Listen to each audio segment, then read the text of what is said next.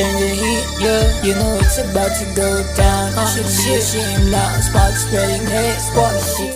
Alam nyo ba, marami palang bagay sa mundo na hindi natin inaasahan na ibibigay sa atin.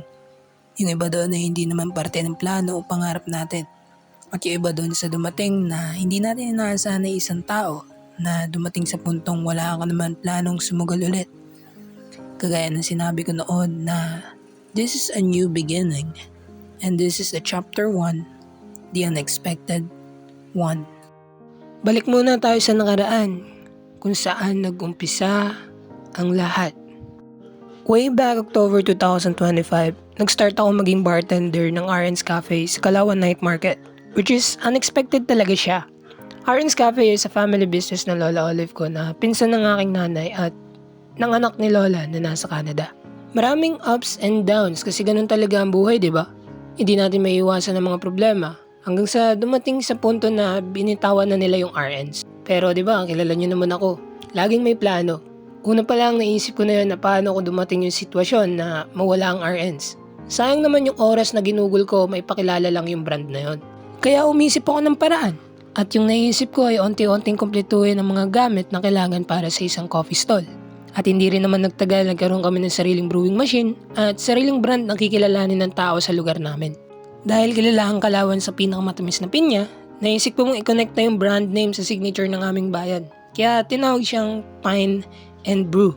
Malaki talaga yung potential na nakikita ko sa brand name na naisip ko. Kaya hindi na sumagi sa isip ko na itigil na lang yun. Pero nagpapasalamat pa rin ako sa mga kaibigan ko. Kasi sinamahan nila ako na ubutin yung bagay na yun. Pero malamang sa malamang, may magtatanong sa inyo dyan na, Kuya Heaven, di ba pangarap mong maging chef? Bakit ka napunta sa bartending? Oo, pangarap ko talagang maging chef. Pero sabi nga nila sa buhay dapat may plan A at plan B ka. Mission or vision kumbaga.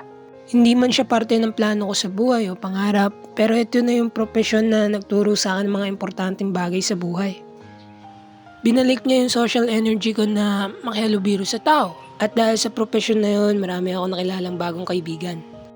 Okay, kagaya ng sabi ko kanina, yung iba dun sa dumating na hindi natin inaasahan na isang tao. Na dumating sa puntong wala ka namang planong sumugal uli. Kaya balikan ulit natin ang nakaraan. Way back February 7, 2026, pinadala ulit ako ng aking paaralan sa youth camp as the representative. Marami ulit ako nakilala na hindi ko inaasahan pero nung February 8 may isang tao na kumuha ng attention ko. Doon ko napagtanto na totoo pala yung sinasabi nila na organic encounter. Habang pinagmamasdan ko siya sa malayo, sabi ko sa isip ko at sa kaibigan ko na, Kuya Zel, tignan mo yun. Parang kilala ko siya at nakita na pero sa totoo lang, ngayon ko lang siya nakita at hindi ko talaga siya kilala. At sa hindi talaga inaasahang pagkakataon na para bang binibigay na talaga sa akin yung opportunity na to. Pinag-group kami at napabilang ako sa group 1 kasama siya. Nung time na yun, lutang na lutang ako kasi hindi talaga ako morning person.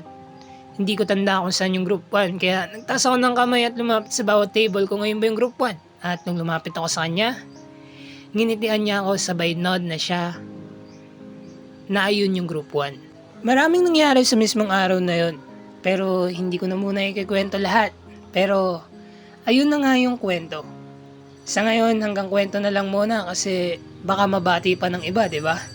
Unang kabanata pa lamang ito. Marami pa akong pagdadaanan at marami pa kayong masusubaybayan.